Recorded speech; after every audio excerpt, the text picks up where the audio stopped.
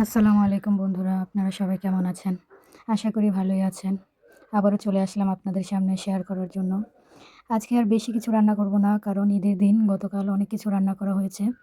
তাই আপনাদের ভাইয়া বলতেছে আজকে একটু টমেটো দিয়ে গুঁড়া মাছ দিয়ে একটু ঝোল পাক করো। টক যেটাকে বলা হয় টক। তাই আমিও রান্না করতে শুরু করলাম। দেখুন কার ভালো লাগে এভাবে ঝোল রান্না করতে। আমি সাথে কয়েকটা বেলুন দিয়ে দিছি, কারণ একটু টক হলে ভালো লাগবে। কারণ মাংস এটা এগুলা তো বারবার খাওয়া যায় না। এর জন্য একটু টক যাতে লাগে আমি বেলুন নিয়ে আসছি। বেলুন দেবো এগুলোর সাথে, আপনারা দেখবেন। আর ভালো লাগলে অবশ্যই কমেন্টে জানাবেন। দেখুন মাছগুলো দিয়ে দিছি। মাছগুলো একটু কষানো হলে তারপর দিয়ে দিব টমেটোগুলো। এগুলো বেলুন দিয়ে টক আমার অনেক ভালো লাগে টমেটোর সাথে। আমি জলপাই দিয়েও রান্না করি, তারপরে ডেওয়া যেটাকে বলে এটা দিয়েও টক রান্না করি, আমার অনেক ভালো লাগে।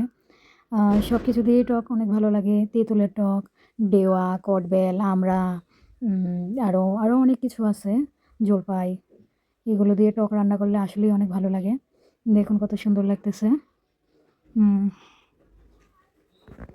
আমার চ্যানেলটিকে অবশ্যই আপনারা সাবস্ক্রাইব করবেন, যে যেখান থেকে দেখতেছেন, কারণ আপনাদের সাপোর্ট পেলে আমার অনেক ভালো লাগবে। আমি প্রথমবারই ভিডিও আপলোড করছি নিজের ভয়েস দিয়ে।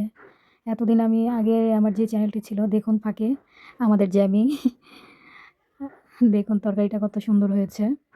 আপনাদের ভাইয়াকে দিলাম লবণ দেখার জন্য। দেখুন কত সুন্দর হয়েছে মাশাল্লাহ। এটা দিয়ে খাওয়া যাবে খুব মজা করে। সবাই ভালো থাকবেন, আমার জন্য দোয়া করবেন।